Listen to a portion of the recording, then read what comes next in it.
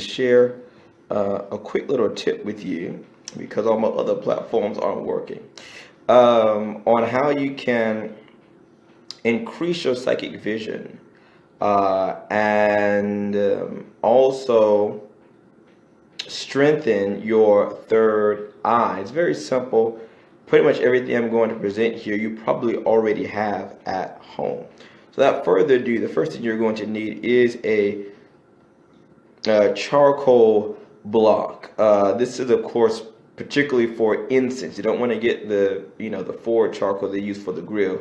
You want to get the ones that are particularly made for incense burning. And I have some in this sensor here. Okay. Now, one of the first things you can do, this is an old style favorite, is you want to get some bay leaves. Okay, some bay leaves. All right, you can get them fresh or dried. It makes no difference. Okay.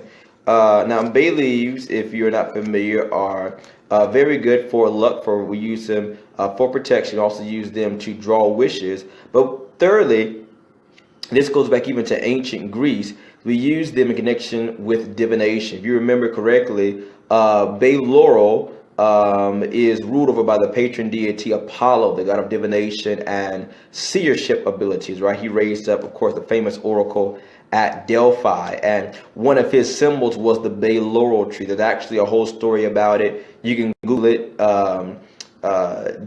Daphne and Apollo, and Google the myth behind that. But bay laurel has always been used to draw visions. Even in the Oracle at Delphi, they would have, they were sitting under tectonic plates. And so these gases would come up through the floor of the temple. And the high priestess there, called the Pythian, she would sit on a chair, a tripod chair, and they would lay on the ground these bay laurels. And so the heat under the ground would cause the fumes and the smoke to rise up, and she would inhale them, and she would go into an ecstasy, and she would begin to speak in tongues, and there was a priest there who would interpret the tongues or the language, and it would be a prophecy for the individual who was inquiring about what the gods were saying about them. So in like fashion, one simple way that you can improve your psychic ability is simply to take bay laurel and to burn bay laurel.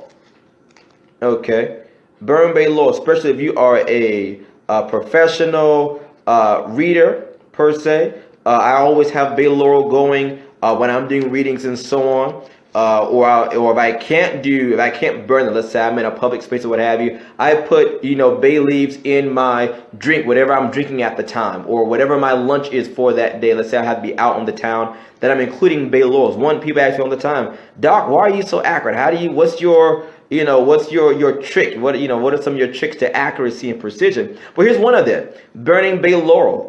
It not only that, it's been scientifically proven that bay laurel definitely does something energetically. It shifts the atmospheric cadence.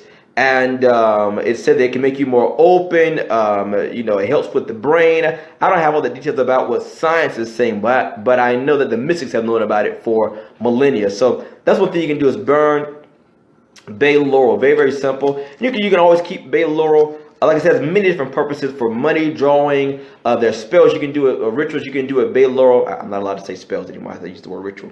The rituals you can do with bay laurel is for money drawing. Keep them in your purse, in your wallet, to draw money to you. You can write any prayer, any wish you want to see manifest in 21 days on a bay laurel leaf, and then burn that and allow the ashes and allow the smoke to go to the four corners of the earth, and it will bring back to you what you've asked for. All right. So that's one thing you can do with bay laurel. The next thing, again, you probably already have this in your own home, is here it is. Okay, looking at it, is star anise, or some people call it anise seeds. Okay, also very well known for its divinatory properties. Okay, you can definitely make a tea out of these herbs together to again put you in that state of meditation, to again open you up, make you more receptive, cause your eyes to see beyond what's seeing. In other words, to see what is invisible and to hear what is inaudible. So again, you can take just the right out of the container and again lay it on your charcoal here. Let's see if I can move that without burning myself live on camera. Wouldn't that be a treat, right? Okay. You can take the star anise seeds, and there you have it. Okay. And especially if you get them fresh. So if they're fresh, they're definitely going to be very, they're going to have all their essential oils and so on in it, and you can burn it that way. Now, somebody asked me, well, can I just burn the essential oils directly? You can. You will get of course, you'll get a level of result from that because of the virtue of the oils. But I like doing myself the old-fashioned way. You'll find I don't really get a lot of stick incense except from certain brands, because they'll say, oh, this is frankincense incense stick, or this is sandalwood incense stick. And man, you look at the thing, they all look the same. You wouldn't know if it was incense or not, or it just wasn't, a fragrant stick. So I like to make sure I go directly to the source, and I burn my actual ingredients here.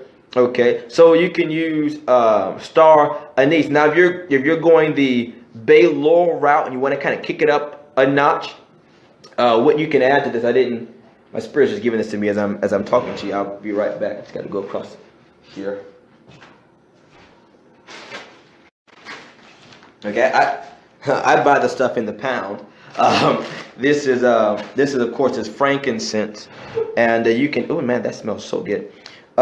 You can wrap your frankincense granule in a fresh bay leaf, and then of course set it on your charcoal. Now, frankincense, most people don't know.